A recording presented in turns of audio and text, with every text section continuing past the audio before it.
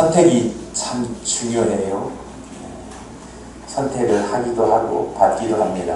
우리는 주님께서 택하여 세우신 하나님의 백성입니다. 그래서 오늘 말씀의 제목을 내가 너희를 택하여 세웠다라고 하는 제목으로 말씀드리려고 합니다.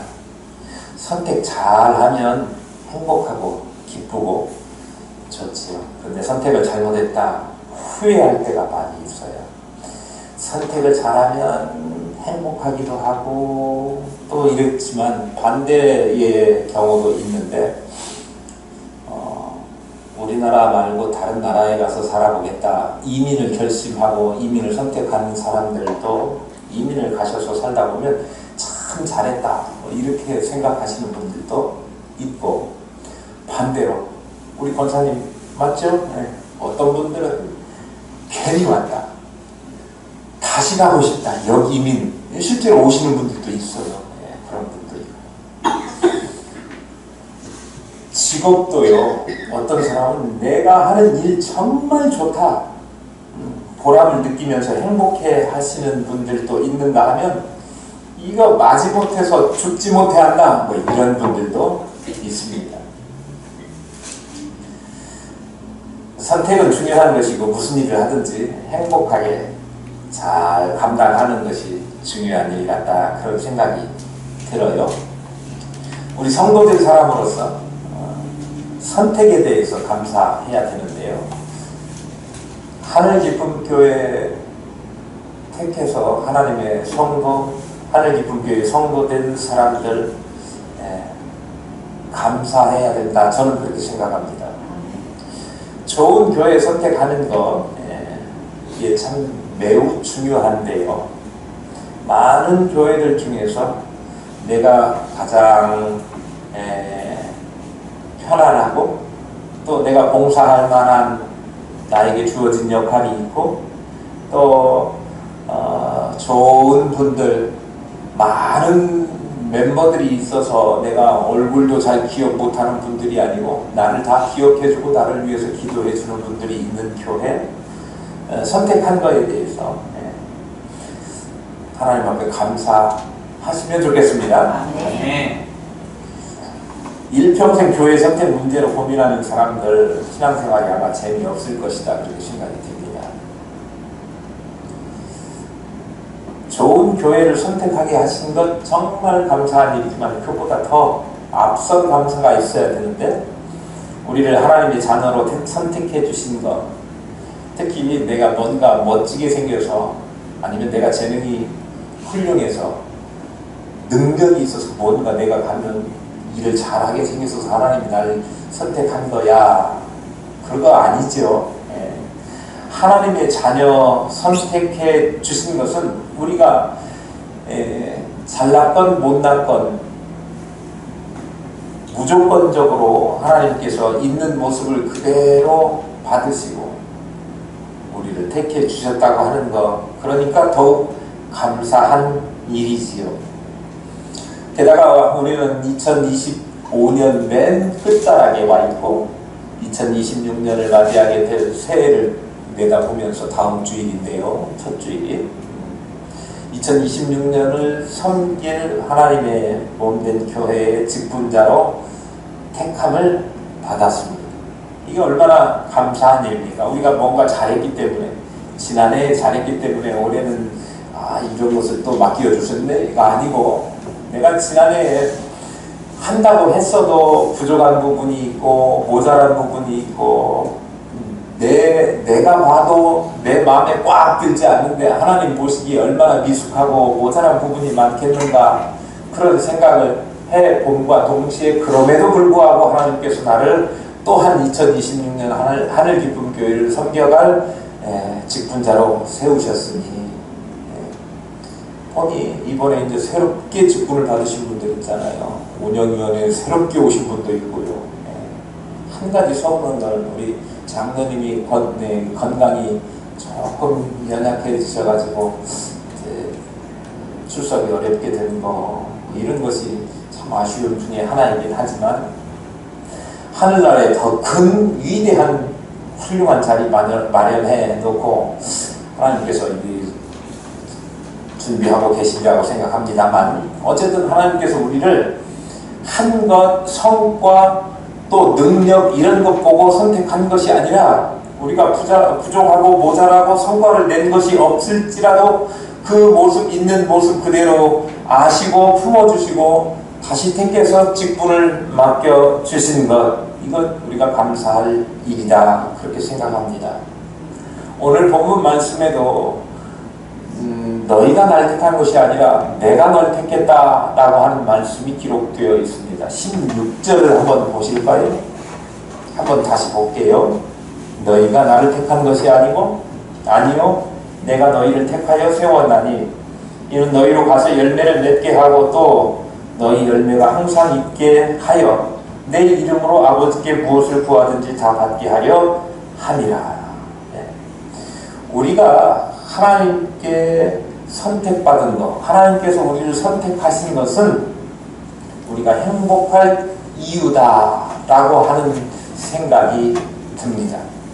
하나님께서 우리가 하나님을 선택한 게 아니라 하나님께서 우리를 선택하여 세우셨다라고 말씀하셨는데, 그 말씀의 의미는 두 가지로 생각해 볼 수 있다고 저는 여겼어요. 하나는 뭐냐 그러면, 하나님께서 우리의 모든 것을 다 아시고 우리의 잘못, 연약함, 부족함, 죄인된 모습, 이걸 다 아시고 그 모습 그대로 감싸주시고 받아주셨다라고 하는 사랑의 의미가 그 안에 담겨 있다고 봅니다.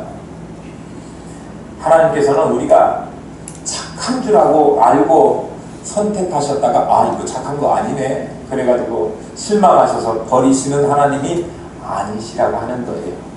우리가 착하지 않음에도, 모자람에도, 부족함에도 다 그런 줄 아시고 하나님께서 우리를 택하셨고, 우리로 하여금 하나님의 일을 할 수 있도록 붙들어 주실 그런 사랑의 마음으로 불러주셨다고 하는 거죠. 비록 우리는 하나님의 섭리와 축복을 알면서 그래서 감사하다가도 조금 상황이 바뀌어지면 이스라엘 백성들이 그랬던 것처럼 원망하고 불평하고, 이러려면 우리를 왜 직분을 맡기셨냐고, 이러려면 왜 우리를 애굽에서 꺼내왔냐고 불평하는 이스라엘 백성들처럼 하나님의 뜻이라고 처음에는 이야기했다가도 뭔가 자기 생각대로 안 풀리거나 되어지지 않을 때는 서로 다투고 또 서로 헤어지고 서로 흥분하고 그렇게 하는 것이 인간들의 마음이지만, 하나님은, 우리를 택하신 하나님은 우리의 있는 모습을 그대로 다 보고 아시고 그리고 택했다는 말이에요. 결혼할 때, 남녀가 결혼할 때 서로 자기 좋은 모습만 보여주려고 하잖아요. 좋은 것만 보고 결혼했다가 좋지 않은 모습이 드러나면 실망하고, 나 그럴 줄 몰랐느니 나를 이러려고 나하고 결혼했냐고 이렇게 하지 않습니까?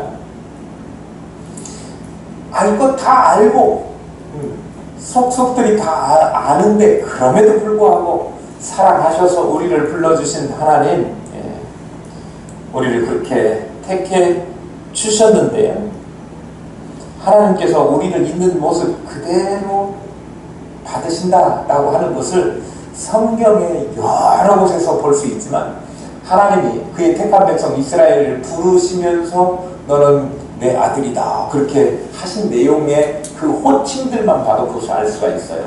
이사야 43장 1절 말씀에 여러분 잘 알고 있는 말씀입니다. 야곱아, 너를 창조하신 여호와께서 지금 말씀하시느니라. 이스라엘아, 너를 지으신 이가 말씀하시느니라. 너는 두려워하지 말라. 내가 너를 구속하였고 지명하여 불렀나니 너는 내 것이라. 우리 찬양도 부르잖아요. 내가 너를 지명하여 불렀나니 너는 내 것이라. 내 것이라. 이렇게 좀 표준말로 맛이 안 나더라고. 내 것이라. 그런데요, 부를 때 야곱아 이렇게 불렀어요. 뒤에 이스라엘아 이렇게 불렀어요. 야곱은 어떤 이름입니까? 아브라함의 아들 이삭이 리브가하고 결혼해가지고 그 사이에서 쌍둥이가 태어나죠. 쌍둥이가 태어나잖아요. 쌍둥이 이름이 뭡니까? 쌍둥이 이름이 에서하고 큰형 에서하고 저 동생 야곱이에요. 근데 팥죽 사건 있잖아요. 장자권을 사버려요.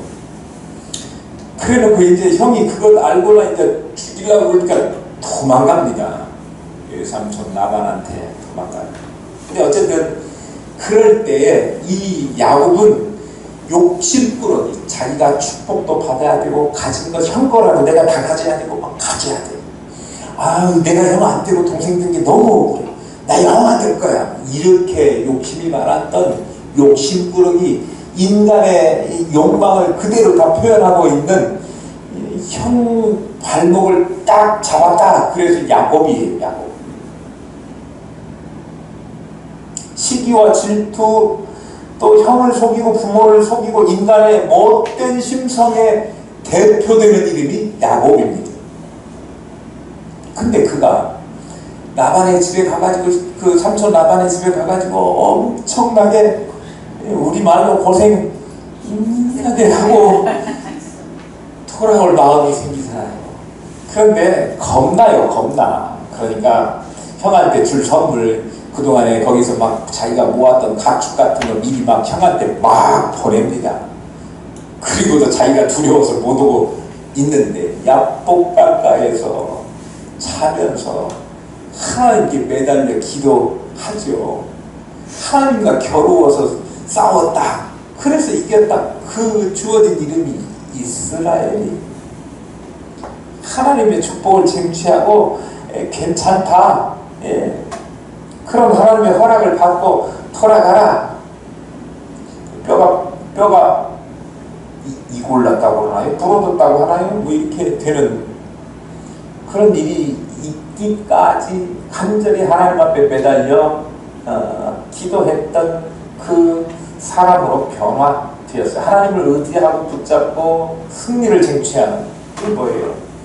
이스라엘입니다. 그러니까 어찌할 바를 몰라 야복강가에서 하나님께 매어 달려 얻게 된 변화된 자의 이름이 이스라엘이에요. 그런데 여기서 이스라엘만 부른 게 아니라 하나님은 뭐라고요? 야곱아, 너를 창조하신 여호와께서 지금 말씀합니다. 또 그 다음에 이스라엘. 그러니까 동일한 인물을 가지고 동일한 이스라엘 나라를 가지고 야곱이라고 불렀다가 이스라엘이라고 불렀다가 두 개 다 호칭을 하신 것은 내가 지금까지 과거에서부터 현재까지 너의 모습 모든 것을 다 그대로 알고 기억하고 있다라고 하는 의미 같아요. 그런데도 불구하고 내가 너를 놓지 않으리라, 지명하여 불렀다, 두려워하지 말아라, 그렇게 이야기하고 있는 거예요. 그게 행복할 이유예요. 우리가 과거의 모습, 예수 안 믿고 죄악 가운데 탐욕스럽게 그렇게 있었음에도 불구하고 그 모습만 기억하시는 것이 아니라 그때부터 지금까지 변화될 그런 모습까지 다 아우르시면서 있는 그대로를 받으시고 너 내 거야 라고 말씀하시는 하나님의 그 사랑의 부드러운 음성을 우리는 듣는 거지요. 하나님께서 택하여 세웠다. 그 말씀 속에는 하나님이 우리를 사랑하셔서 부르셨다. 그런 의미라고요.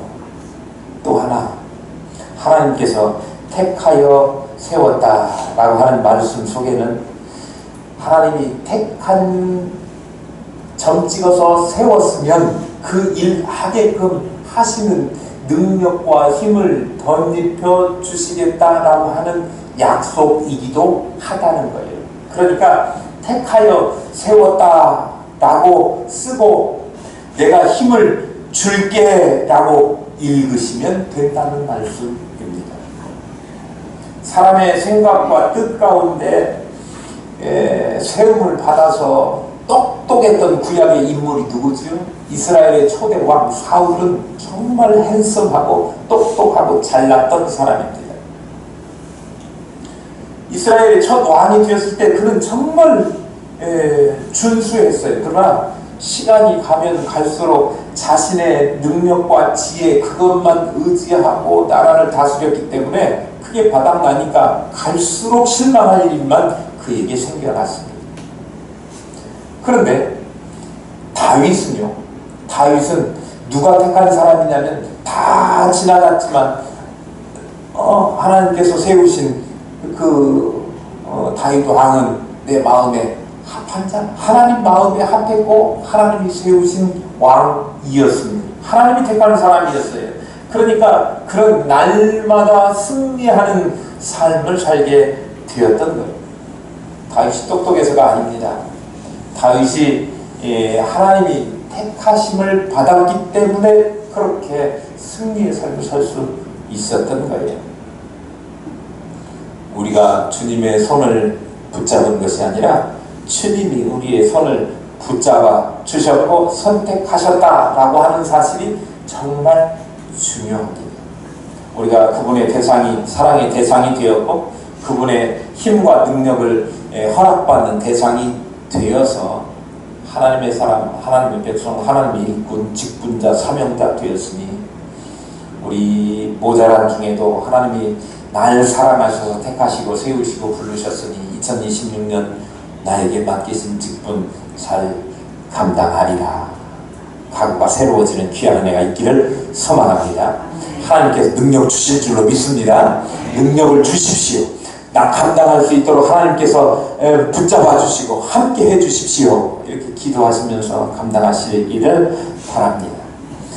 우리를 택하여 세우신 이유에 대해서 우리 본문 말씀이 뭐라고 말씀하고 있는가 살펴보고 싶습니다.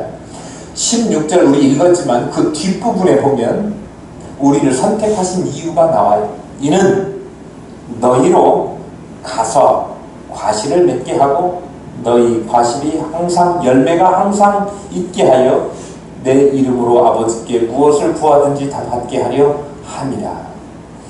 하나님께서 이스라엘 백성들을 선택된 백성으로 삼으셨고 한없이 저들을 사랑하셨고 그리고 여러 가지 축복들로 저들에게 베풀어 주셨습니다. 하나님의 계획 속에는 저들에게 가나안 땅을 선물로 주어서 그곳에 들어가서 많은 열매를 맺기를 원하셨습니다. 그런데 가나안 땅에 들어가가지고 열매를 아무것도 맺지 못한 것 같아요. 그러니까 예수님께서 열매 없는 무성한 잎만 보고 저주의 말씀을 하지 않으셨습니까? 무화과 나무 무성한 잎만 있지 열매를 못 맺으니까 저주하셨습니다. 무화과 나무는 이스라엘의 상징, 열매 없는 그런 상징을 하고 있고요. 이스라엘의 열매 없는 모습 그것을 보면서 우리가 열매를 많이 맺으라, 열매를 맺지 않으면 찍어 던지운다 라고 하시는 주님의 음성을 우리가 기억해야 합니다. 하나님의 선택하심을 통해서 우리에게 맡겨진 사명은 열매를 맺는 거예요. 열매 맺는 거. 하나님이 원하시는 것은 하나님의 자녀로 선택한 자들로 그 가운데서 열매를 맺으라는 것입니다. 우리가 이제 하나님께 열매를 맺어 드려야 되는데 어떤 열매를 맺을까요? 말씀해 보세요.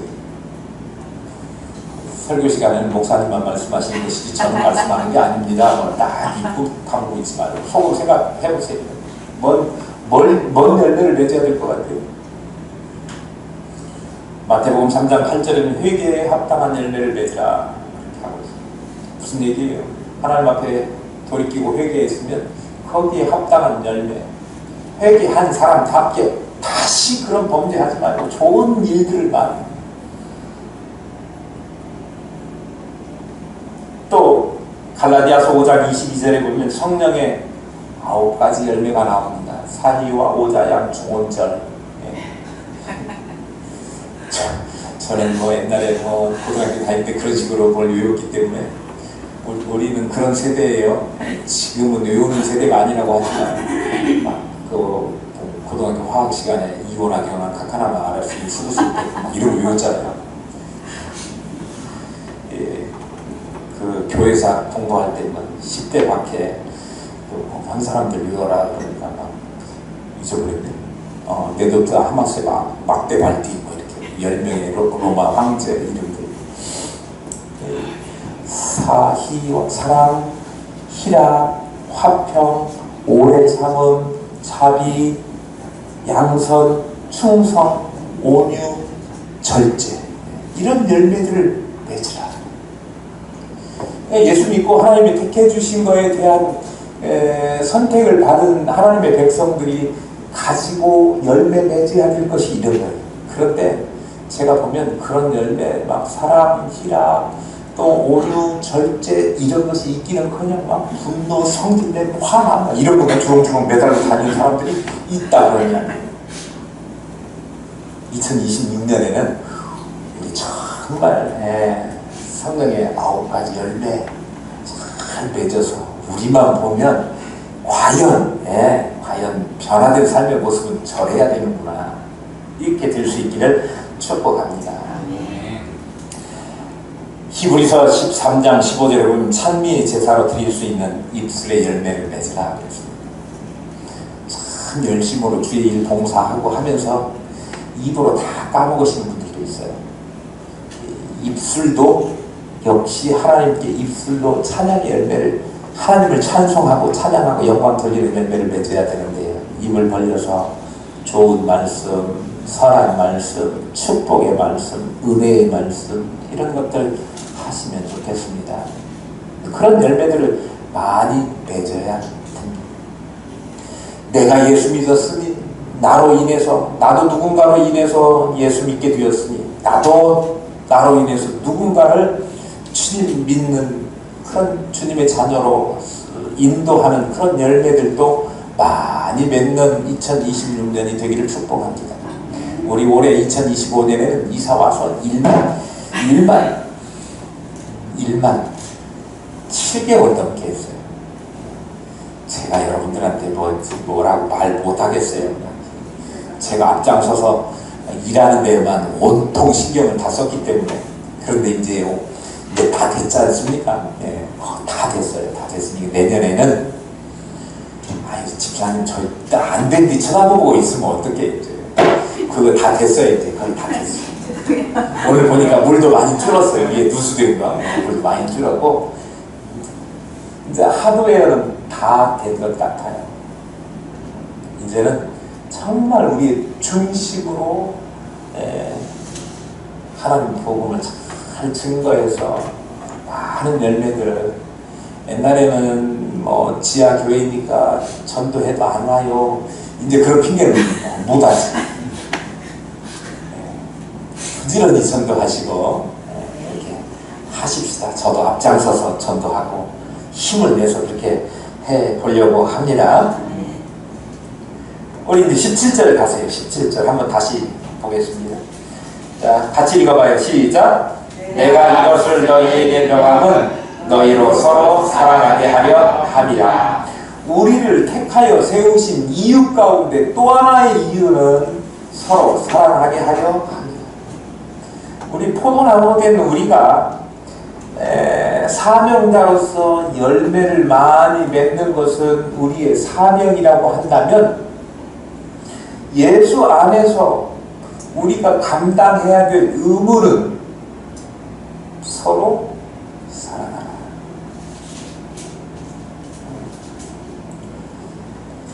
마지막으로 주님께서 승천하시면서도 우리에게 주신 계명이 서로 사랑하라. Love one another. 서로 사랑하라 입니다. 사랑하지 못하는 사람들도 종종 있지요. 왜 사랑하지 못할까요? 이유는요, 내가 믿진다 그런 생각이 들기 때문이라고 합니다.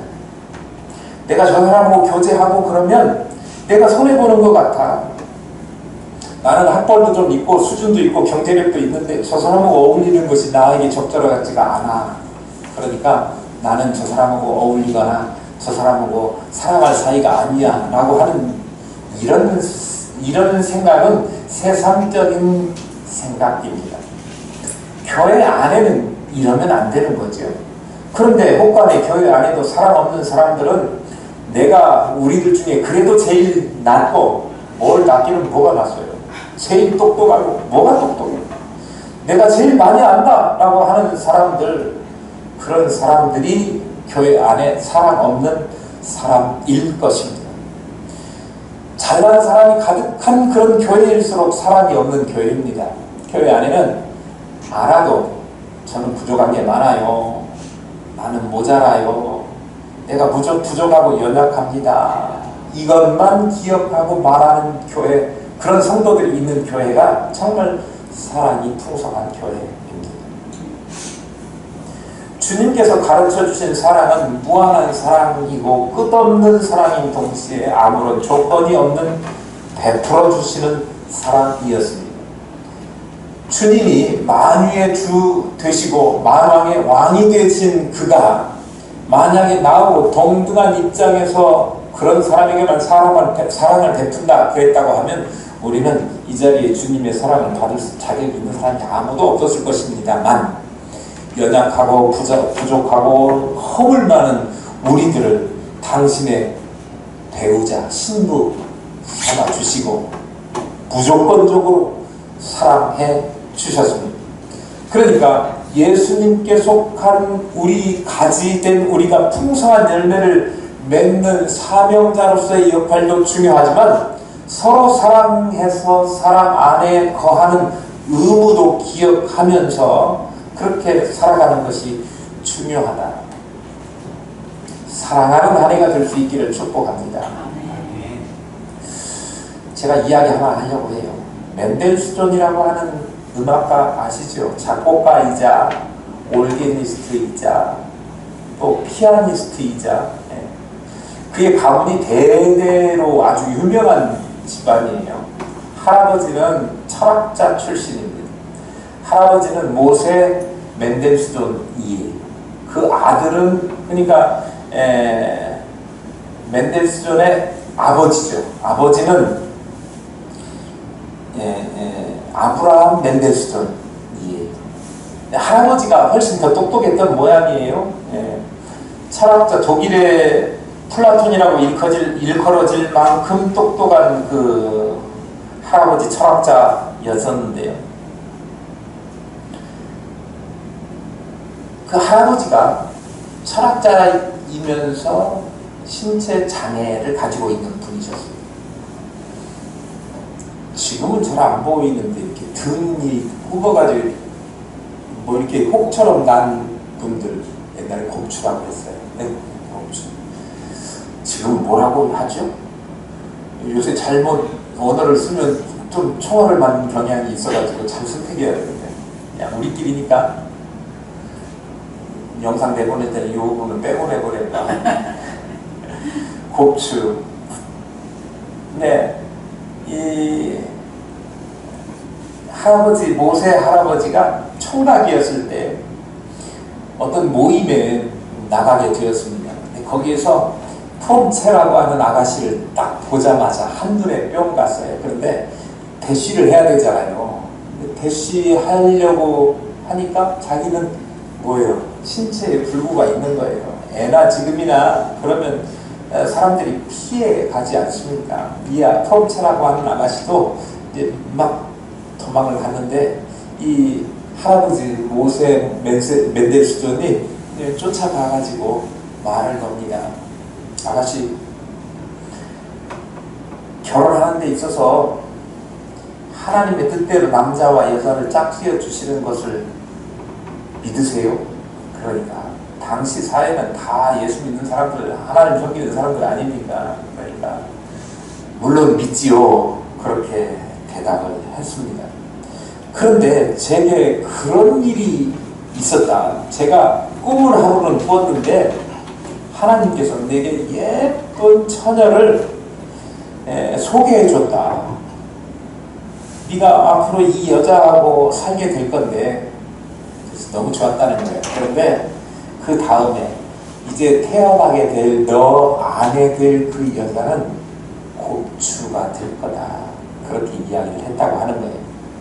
너는 이제 앞으로 곱추인 여자하고 살아야 돼. 이 할아버지 멘델수존의 할아버지 모세 멘델수존이 하나님께 그렇게 했다는 거야. 아유, 안 됩니다. 내가 사랑하는 사람이 그렇게 불구로 곱추로 태어난다고 하면 나는 너무 슬플 거예요. 차라리 내가 곱추가 되겠습니다. 그리고 그 여자는 나와 결혼하게 될 그 아름다운 여자는 그냥 아주 정상적으로 태어나게 해주십시오. 그렇게 했대요. 그러니까 하나님이 그럼 그렇게 하마 해가지고 자기가 곱추로 태어나게 됐다. 그런 이야기가 있어요. 그래가지고 그 프롬세라고 하는 아가씨에게 그 이야기를 해줬더니 그 여자가 그 말을 듣고 옛날에는 그런 이야기에 감동받아가지고 일생을 맡기는 결혼하자고 막 약속을 했던가 봐요. 요즘 사람들은 뭐 어림도 없지만 그래가지고 결혼을 했다는 거 아니에요.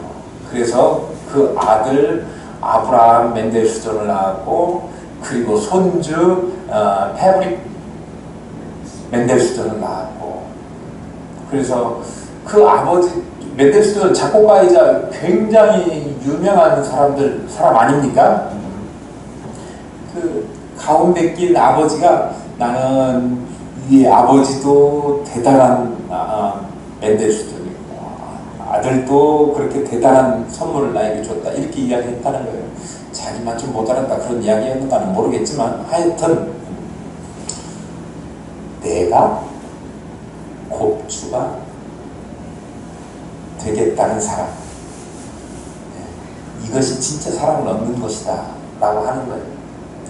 내가 대신 곱추가 되겠다라고 하는 마음이 있으면 추 안에서 서로 사랑을 나누게 될 줄로 믿습니다. 예수님의 사랑이 바로 이런 사랑이에요. 우리가 죽어야 될 대신에 주님께서 대신 죽어주시는 사랑을 우리에게 주신 것 아닙니까? 마땅히 죽어야 될 우리지만 그 십자가를 대신 짊어져 주신 사랑의 주님. 그러니까 우리는 그 사랑 때문에 살아났고 그 사랑 때문에 부르심을 입었고 그 사랑 때문에 어떤 의무도 짊어지게 되었느냐 그러면 주 안에서 세움받아 일해야 되는 의무를 짊어지게 되는 거죠. 그 중에 특별히 사랑의 짐을 지었으니 사랑을 갚아야 될 의무를 안고 태어나는 것입니다. 나보다 못났다고 생각하면 결코 사랑할 수 없지만 주 안에서 참 사랑을 깨닫고 나눌 수 있는 내가 대신 그 못난 것은 다 감당하겠습니다. 부족한 거 모자란 것은 내가 감당하겠습니다. 힘들고 어렵고 더럽고 냄새나고 다른 사람들이 다 하기 싫어하는 일은 내가 하겠습니다. 자청하셔서 감당하시면 요즘 어느 교회는 일할 사람이 없어서 점심 식사도 성도들 나눌 점심 식사도 용역을 불러서 해야 된다고 제가 들었는데요.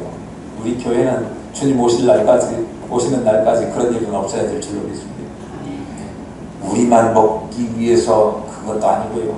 주변의 이웃들을 위해서 하나님의 사랑을 조금이라도 주님의 사랑을 전달할 수 있는 일이라고 하면 앞장서서 추워도 찬물에 손 넣어도 바깥에서 찬바람이 불어서 입김이 나와도 그래도 감당하시는 저와 여러분 되어서 주님께 빚진 사랑 이웃을 위해 조금이라도 베풀고 나눌 수 있는 그런 교회 성도 그렇게 살아가시는 저와 여러분 되시고 이번 직분을 받았으니 2026년에는 그렇게 섬기셔서 사랑으로 섬기시고 또한 주님께 우리가 받은 그 은혜 감사해서 섬기시고 큰 열매들을 많이 맺는 2026년이 될 수 있기를 축복합니다.